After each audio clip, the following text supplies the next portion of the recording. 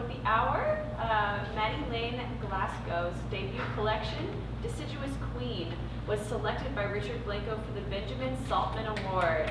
His poems appear in the Missouri Review, Crazyhorse, Denver Quarterly, Ecotone, Poetry Daily, and elsewhere. He lives in Houston and teaches with writers in the schools. Welcome, Matty.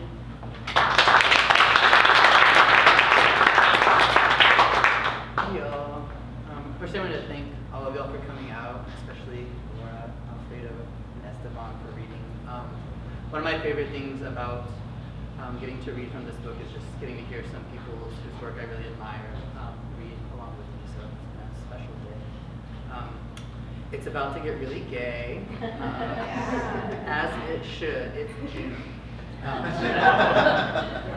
I'm going to start with a poem called Beaver as Fairy Drag Mother. The trees are queer magic, just look at them. Branches arch to sky like soft-wristed arms. Hands twirl overhead, doing the leaf shudder in the evening breeze. I watch you girdle a willow on the river's edge. Beneath his thick green weave of oval leaves, you incise a waist for him. You make an hourglass of his trunk, one bite at a time. His body knows how the years pass in rings within him. But you carve through that history, fashion him a tooth-chipped corset. Then you scurry down, and we watch that willow sway. You wait for him to fall like a drunk on a broken heel, for his finger-leafed hands to press into your riverbed. But I want this diva to stay on his feet, to find his balance with the wind, because sometimes we need to know a deciduous queen can rise again, even after she falls. So this next poem, the book is called Deciduous Queen and kind of imagines trees as drag queens and explores some queer processes that happen in nature. And in this one, it talks about something called the pretty dance, which is something I did when I was a small child for my family, which was pretty gay. So it was kind of shocking to me when I came out and they were surprised. It's like, I was leaving you breadcrumbs since pre-K. I asked for Will and Grace for Christmas. Okay. But this is called Deciduous Queen 2, of antlers being shed at the end of a period of growth. There were 2 crowns. I wore them both like a pair of antlers, diamond-encrusted bone that began to grow from my pedicles when I was 4. Prancing about our living room in a Mickey Mouse onesie, doing the pretty dance for baby queen's first stage, a shaggy carpet, twirling for baby queen's first audience, mama and daddy and brother. That afternoon, I felt sparkling silver gleams sprout from my skull like all my bones were precious metal, and I just wanted to let them shine, to let anyone hold my body in the light, so I could look like I was worth something. It took 20 years for the first coronation, for those fairy drag mothers to pin diamond and metal into my cheap wig.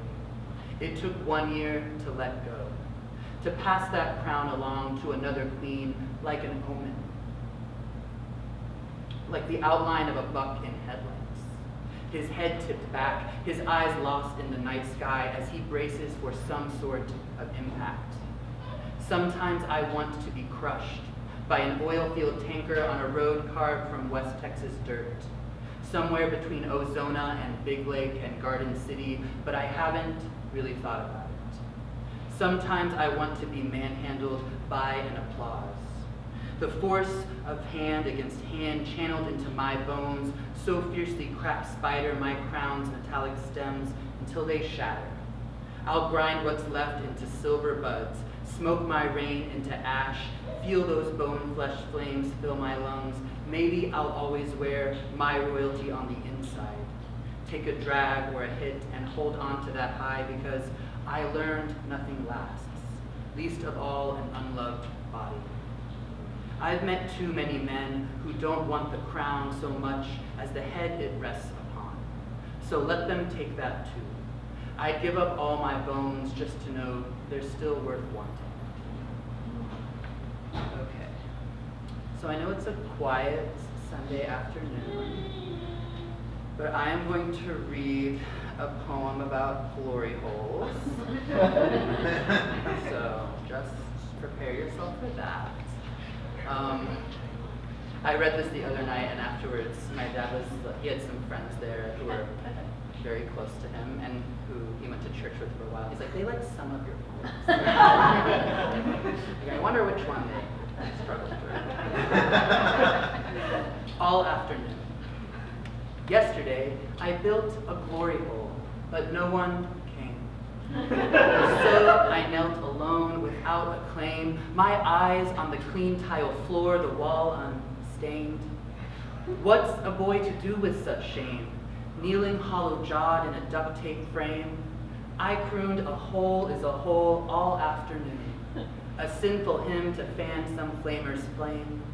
There was no pilgrimage, no seaman monsoon strewed hard-pressed against that holy wall, just an empty ark, an unanswered call, blame anonymity, but we'll make this stall a relic today. I've got to untame your body, so come on. Lean in, lay claim. When you can't see the face, it's all the same. My brother and his beautiful wife and my beautiful niece are here. I actually asked my niece if I could read the glory hole poem. She said, yeah, read the glory hole poem.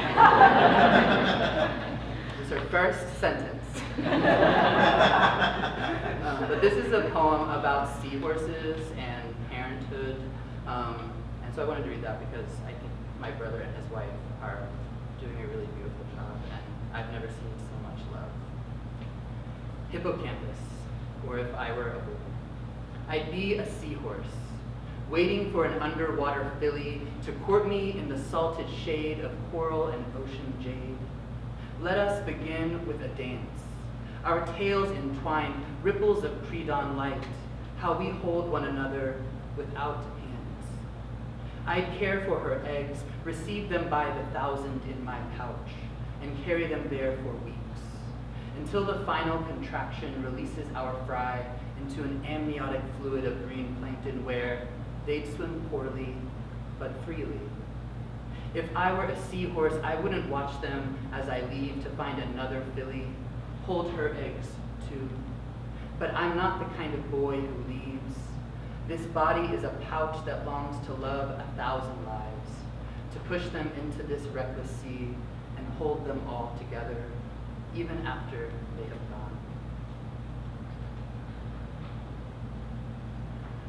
Right, this one's a little longer. I apologize in advance. Take a deep breath. It's about my love handles.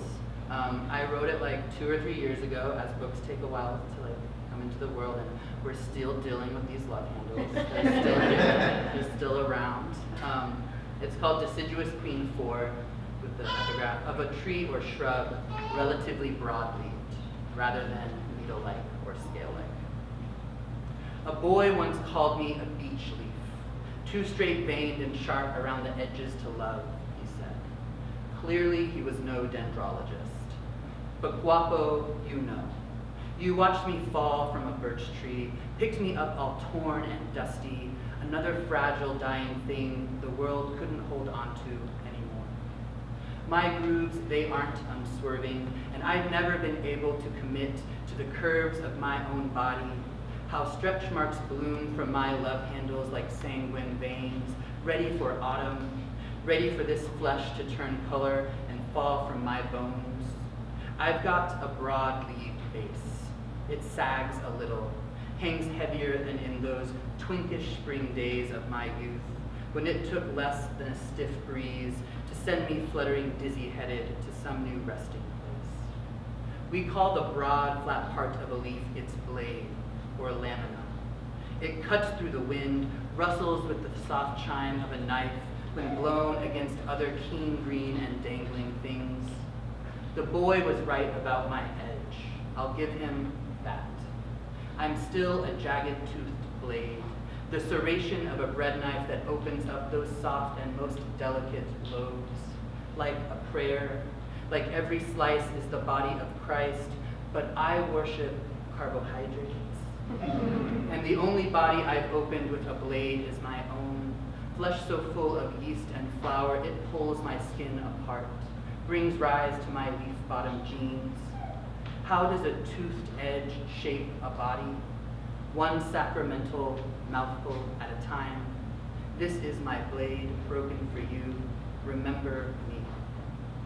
My father says I used to have such a natural smile, pristine white teeth and cheeks full of something like joy.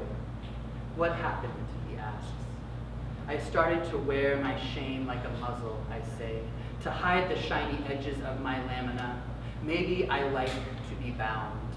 Maybe I need you to fold me along my midrib vein, gently fasten the toothed jaw of this birch leaf closed. Maybe there's a dimension somewhere within me that must be contained. Let's call that place truth. The boy never told me I have a booty like a thick-ass birch leaf. Others did.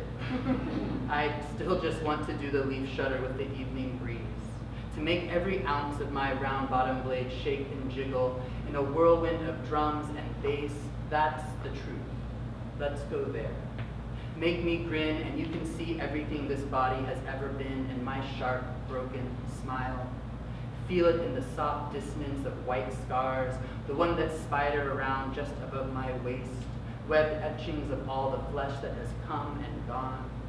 Guapo, you aren't the first to touch me, to trace your fingers through the empty grooves that bloom from my ribs like ridges of symmetrical leaf skin. Maybe you'll be the last. Unfold me, rub me into nothing in your palms. I'm ready to turn to ash as long as it's in your hands. Okay, I have one more poem. I was really going to try to read an uplifting poem to end on, but all of my uplifting poems are really sexual. So if y'all are down for that, we can go there. Yeah, let's do that. Okay, this is my last one. Thank you all so much for coming. And it's been such a treat to see some of my oldest friends here and people who inspired me to start writing, so I appreciate y'all. This is called Little Queer on the Prairie. And I wrote this while I was in Iowa, surrounded by a bunch of empty space. I enjoyed my time in Iowa. Oh, prairie, whip out your big blue stem.